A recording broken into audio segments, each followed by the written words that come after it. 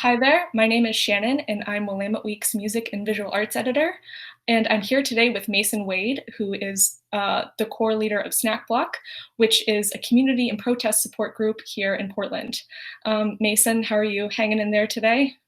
Hi. I'm doing well. I'm about as good as I can be with everything going on in the world, but I'm kicking and moving, and I'm still eating 3 square meals a day and moisturizing at night. So, yeah. Glad to hear it. So to start off, could you give us a little background on what Snack Block does and what its visions are as an organization? Yeah. So, Snack Block started in 2017 as like a mutual aid group. And it was just like originally, like, just like grassroots led. We would like just set up support stations at protests, vigils, and rallies. And we would kind of do that on and off. And then in 2020, the big year, we decided to kind of reactivate due to the Black Lives Matter movement and just kind of seeing the lack of response from the government and to provide like the needs for the people, especially during the pandemic. And so we decided to fill in that gap, and we decided to offer low barrier, non-judgmental like services because we saw there was a lot of inequity. And so in order to accomplish that mission, we decided to form a 501(c)(3) this year. So we are a nonprofit, and it is BIPOC led, Black and Indigenous and people of color. We have expanded our services from mentorships of Black youth, free trainings, educational workshops. We do direct support to the houseless communities as well, and then we also kind of do like a little mini free store as well that provides clothes, hygiene, snacks, water, things along that need, basic needs, basically. Yeah, so you reemerged as a 501(c)(3) kind of hmm like right as the uprising started. And hmm I'm curious, like, were you expecting that it would, We didn't expect that at all. I mean, we basically we just kind of reactivated as a group, and we're like, we saw what was going on. We're like, all right, let's just do this. But then things just kind of got bigger, and we saw that there was just more of a demand for everything. And at that time, a lot of groups kind of popped up as well. A lot of organizations. Some of them are not around today, but we saw a need, and we actually started getting donations, and we started getting a following at that point. And so we just wanted to be really transparent about where our money was going, and just kind of, because I think one of the biggest things, I think, when it comes to being a nonprofit and when you want to give community aid, is there needs to be trust with the community.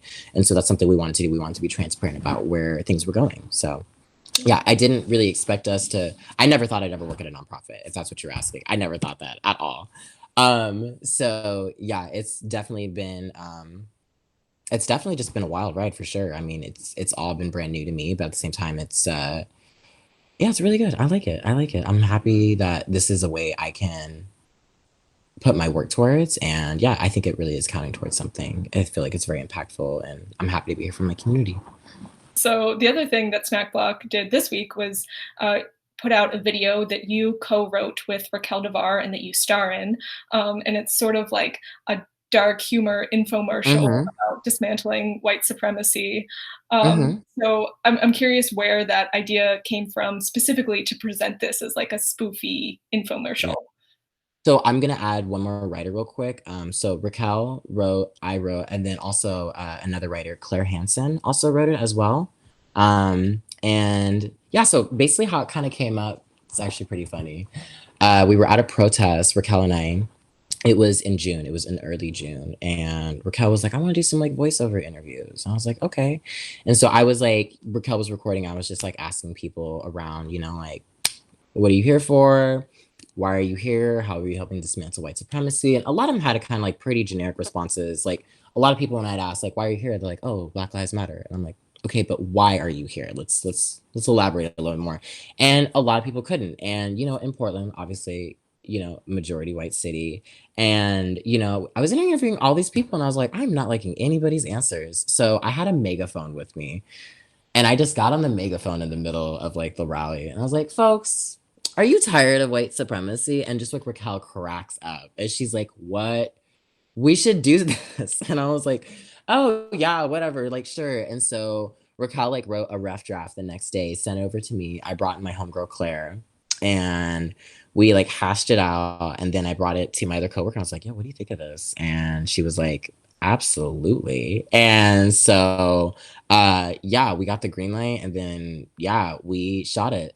Basically like kind of like where we were kind of coming from was because it was obviously it's still a very heavy time and there's a lot going on, but we wanted to create something that was, insightful, but like also a little humorous because I kind of felt like people needed to laugh at least a little bit, but also like, hey, this is serious. I feel like the video flowed very well. I feel like it was a lot of humor at the beginning, and then right at the end, it kind of just came together pretty quick. So I feel like it was very informative. I think we did what we were hoping to do. So yeah, it was a really cool project. It came together. We had a really amazing team. It was a really short crew that we had with us. I think it was maybe like 12 people or something. So yeah, we shot it in a day, and we actually shot it in June. So yeah, we shot it in June. It's just taken a minute for us to kind of put the pieces together. And, it's my first time actually working on like a little short infomercial, if that's what you could say. I model, but I'm like, I don't really act that much. And so it was like a whole new experience, but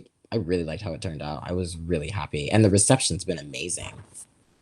Nice. Yeah, the other thing I want to ask you about the infomercial is it's for 1-800 Burn It Down, and in like City Hall and a lot of like local newspapers, a lot of I feel like it's only people quoted saying things like "Burn it down is not the way to go," saying things like that is not the way to go. But you obviously don't believe that.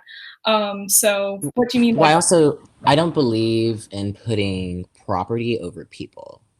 Buildings can be rebuilt, but lives can't. Lives can't. Once it's gone, it's gone. And I think even to this day that we're still having this conversation of but the looting, I'm like, no, lives are being lost. How are we equating? But then once again, this is a huge problem within America is that we put profit over human life. So I'm not necessarily saying like, oh, burn down the whole place, but we're talking about burning down the system. We're talking about, taking it, dismantling it and building it in everybody's likeness because the system's working the way it's supposed to. It's not meant for us. It's meant for, the status quo and that's it. And so that's what I meant by that. So the video, when it was released on Instagram, also asked people to send it to City Hall and Hmm. petition for Ted Wheeler's resignation. Have you heard anything from City Hall in response to the videos that people have been sending? I haven't heard any response yet. I know it's just been shared everywhere. It's just the day it dropped was like I was like I had to get off Instagram for a minute because it just went whoo. And it was a lot too. It was a lot of like attention. I was like, oh God, that's a lot.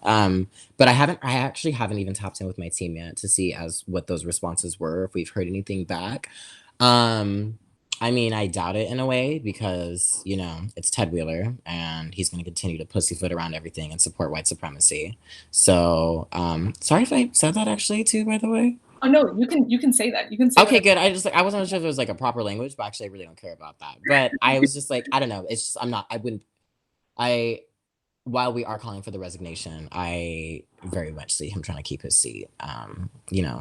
He probably has a lot of chips in this pile here. So I'm not surprised. But yeah, I haven't heard anything back. So uh hopefully, I mean, we can make a change or at least get something tangible out of this. That would be great. Yeah, but I haven't heard anything yet. I haven't heard anything. I think the video's only been on for like 2 days.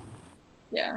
But you did mention that you're really happy with the community response that the video has received. So yeah. Oh, absolutely. Absolutely. A lot of people, yeah, I kind of feel like I don't know. I hope if I were to see it and if I wasn't as activated, like I'm like trying to look at it from like a different perspective, like if I were to catch the video or something like that, and if I was, either black or if I was of color, POC, I would hope that video would almost kind of like ignite something and be like, yeah, I am tired of white supremacy. Let's do something about it.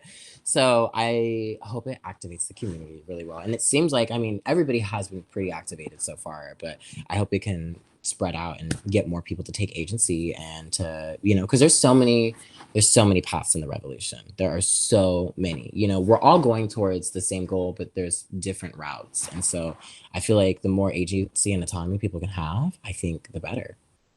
Yeah, fuck white supremacy, mess up the status quo. Let's build this world in our likeness. I feel like we're very much in a transformative time.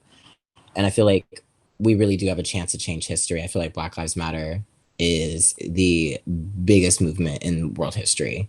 And I feel as though we have a chance to not only change, like, because like when I talk about Black liberation is liberation for all. You can't talk about Black liberation without talking about, Indigenous liberation, without talking about Brown liberation, without, talking about Asian liberation. Like we are all tied, we're all connected. So my liberation is everybody's liberation.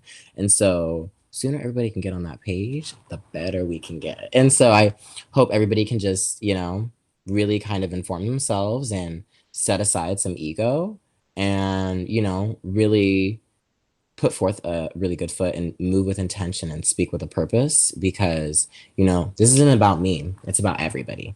And that's one of the one things that we really want to put out there. It's about everybody. It's not about me. It's about everybody. And so, yeah.